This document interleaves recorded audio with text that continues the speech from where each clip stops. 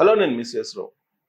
భారతదేశం గురించి కొన్ని చేదు నిజాలని మీ ముందుంచేటువంటి ప్రయత్నం చేస్తాను.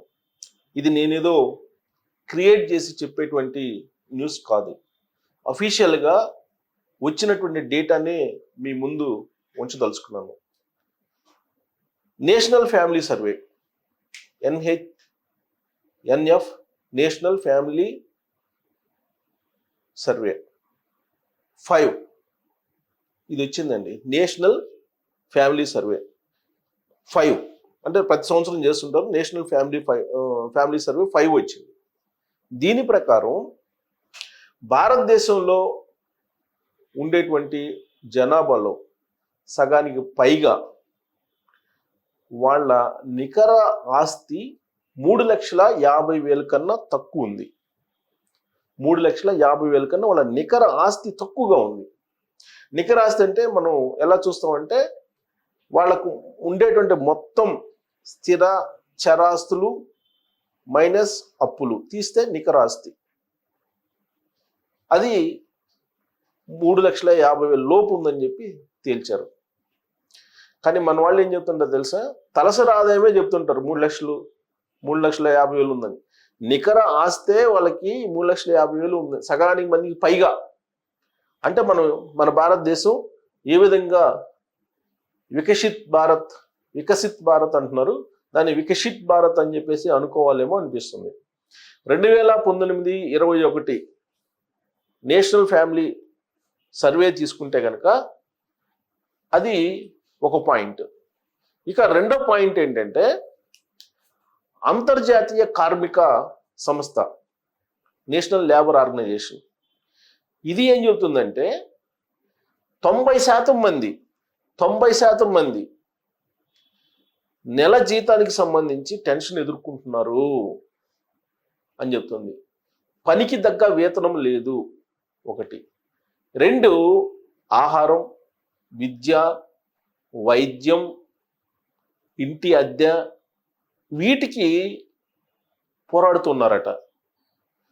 నెల జీతం రాకపోతే ఆహారం, ఇంటి అద్దె, విద్య, వైద్యం, వీటికి కూడా ఇబ్బంది పడుతున్నటువంటి పరిస్థితి. నెల జీతం 90%, 100% ఉందంట. అది ఎవరు చెప్తున్న దాని ప్రకారం? నేను చెప్తున్న దాని ప్రకారం కాదు. ఇంటర్నేషనల్ లేబర్ ఆర్గనైజేషన్ చేసినటువంటి సర్వే చెప్తోంది. ఇంకొక పాయింట్ ఏం చెప్పిందంటే, ఏది family survey, national family survey ఏం చెప్పిందంటే, ఇంకొక ఇంపార్టెంట్ పాయింట్, సంపద అనేది కేంద్రీకృతం అవుతుంది అని చెప్పింది. ఇది చాలా ప్రమాదకరం. సంపద అనేది కేంద్రీకృతం అవుతుంది, కేంద్రీకరణ అవుతుంది. వికేంద్రీకరణ కావాల్సినటువంటి సంపద కేంద్రీకరణ అవుతుంది. ఇది చాలా ప్రమాదం అని చెప్పేసి ఎవరు చెప్తుంది? ఆక్స్ఫామ్ అనేటువంటి సంస్థ చెప్తుంది. ఆక్స్ఫామ్ అనేటువంటి సంస్థ ప్రతి సంవత్సరం ఆర్థికపరమైనటువంటి అసమానతలు వీటి మీద అంచనా వేసి నివేదికలు విడుదల చేస్తుంది. అది సూచించింది ఏంటంటే భారతదేశం ప్రమాదంలోకి వెళ్ళబోతుంది, ధనిక పేద మధ్య అంతరం పెరుగుతుంది, సంపద కేంద్రీకరణ అవుతుంది, ఇది మంచిది కాదు అని చెప్తుంది. సో మనకు భారతదేశం ఏ పరిస్థితిలో ఉంది అనేది 3 తాజా సర్వేలను బట్టి మనం అర్థం చేసుకోవచ్చు.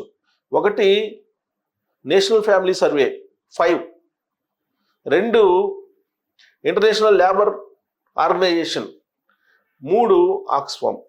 ఈ 3 సంస్థలు చెప్తున్న దాని ప్రకారం అత్యంత డేంజర్లో, అత్యంత నిరుపేద భారత్గా మన దేశం ఉంది. వాస్తవం ఇది. ఈ మధ్యకాలంలో వచ్చినటువంటి ఆర్థికపరమైనటువంటి సర్వేలు కూడా ఏం చెప్తున్నాయంటే భారతదేశ సంపద 40%, 1% ప్రజల దగ్గర ఉండిపోయింది, పోగుబడింది అని చెప్తుంది. అంటే 1,00,000 మంది ఒక 100 రూపాయలు సంపాదిస్తే ఆ 100 రూపాయల్లో 40 రూపాయలు ఒకళ్ళ దగ్గరికి వెళ్తున్నాయి. మిగతా 99,000 మంది 60 రూపాయలు పంచుకోవాల్సి వస్తుంది. అర్థమయ్యే భాషలో చెప్పాలంటే ఇది భారతదేశం యొక్క పరిస్థితి. భారతదేశం దాదాపు 3 లక్షల కోట్ల రూపాయలు అప్పు ఉంది. 300 లక్షల కోట్లు, 3 కాదు 300 లక్షల కోట్ల రూపాయలు అప్పు ఉంది. 300 లక్షల కోట్ల రూపాయలు అప్పు ఉంది. ఈ అప్పుని డివైడ్ చేస్తే ప్రతి పౌరుడికి ఎంత వస్తుందో అంతకంటే తక్కువ నికర ఆస్తి ఉంది. అంతకంటే తక్కువ నికర ఆస్తి ఉంది.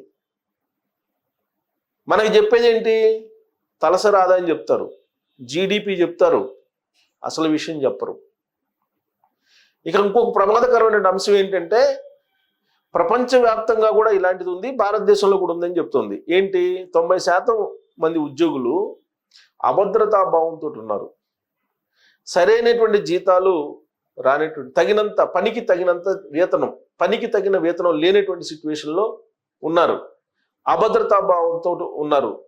ఉద్యోగ భద్రత లేనటువంటి పరిస్థితుల్లో దుర్భర జీవితాన్ని గడుపుతూ ఉన్నారు. నెల 1వ తారీఖున జీతాలు తీసుకోలేనటువంటి ఉద్యోగులు, ప్రైవేటు ఉద్యోగులు చాలా మంది ఉన్నారు. కాంట్రాక్ట్ ఉద్యోగులు చాలా మంది ఉన్నారు. 90% ఇలాంటి ఇబ్బందులను పడుతున్నారు అనేటువంటి విషయాన్ని ఈ సర్వే సంస్థలు తేల్చాయి.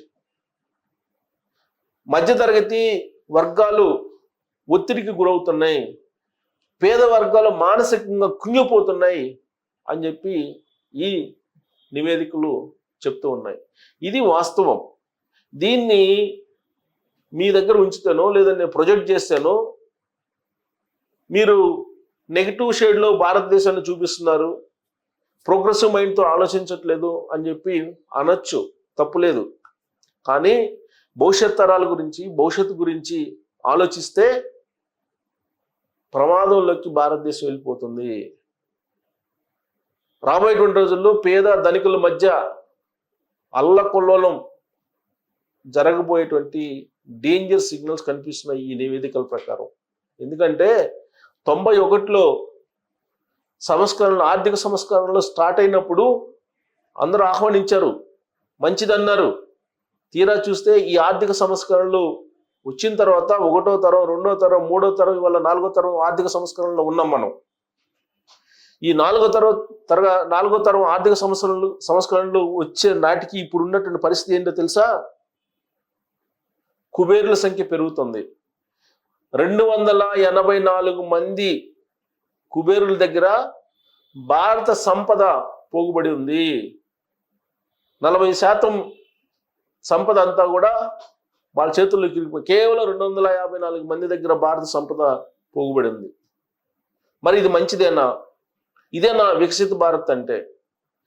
ఇదేనా మనకి రాజకీయ నాయకులు చెప్పేటువంటి వికసిత భారత్ అనేది? రాబోయేటువంటి రోజుల్లో భారత ఆర్థిక వ్యవస్థ ప్రపంచంలోనే 3వ ఆర్థిక వ్యవస్థగా మారబోతుంది. నెంబర్ 1 ఆర్థిక వ్యవస్థగా 2047కి మారబోతుందని చెప్పి చెప్తున్నారు. ఇదే తరహాలో భారతదేశం యొక్క విధానాలు ఉంటే మొత్తం భారతదేశ సంపద ఈ 1% పీపుల్ దగ్గరికి వెళ్ళిపోతే అప్పుడు ఈ పరిస్థితి ఏంటి? 99% ప్రజలు ఏం చేస్తారు? మనం చూసాం కదా, సోమాలియాలో ఏం జరిగింది చూసాం, తాజాగా శ్రీలంకలో ఏం జరిగింది చూసాం. రాజపక్సే ఇంటి మీదకి వెళ్ళి దాడి చేశారు. సో కాబట్టి అలాంటి పరిస్థితి రాకుండా ఉండాలంటే ఖచ్చితంగా ఇలాంటి నివేదికలను పరిగణలోకి తీసుకొని తలసరి ఆదాయాలు, జీడిపి అంకెలు ఇవి మభ్యపెట్టకుండా వాస్తవాలను గమనించాలి.